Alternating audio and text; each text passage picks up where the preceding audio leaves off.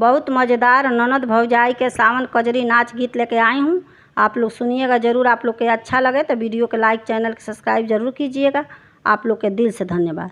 जहिया से भौजी हमर बनल बाड़ी आशा सुन संगतिया हो, अरे तो ये से बदलल उनके भाषा सुन संगतिया हो, अरे तो ये से बदलल उनके भाषा सुन संगतिया हो।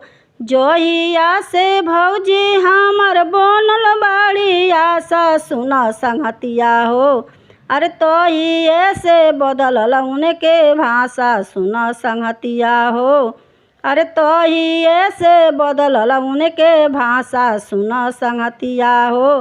सेवा के एप्पल कहें केला के बनाना सुन संगतिया हो, सेवा के एप्पल कहें केला के बनाना सुन संगतिया हो।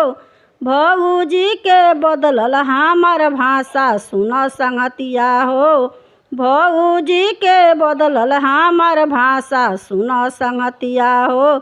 जहिया से भौजी हमर बनल बाड़ी आशा सुन संगतिया हो, अरे तो ये से बदलल उनके भाषा सुन संगतिया हो, अरे तो ये से बदलल उनके भाषा सुन संगतिया हो। जहिया से भौजी हमर बनल बाड़ी आशा सुन संगतिया हो, अरे तो ये से बदलल उनके भाषा सुन संगतिया हो, अरे तो ये से बदलल उनके भाषा सुन संगतिया हो। मम्मी के मदर कहें पापा जी के फादर सुन संगतिया हो, मम्मी जी के मदर कहें पापा जी के फादर सुन संगतिया हो। भौजी के बदलल हमार भाषा सुन संगतिया हो, अरे भौजी के बदलल हमार भाषा सुन संगतिया हो।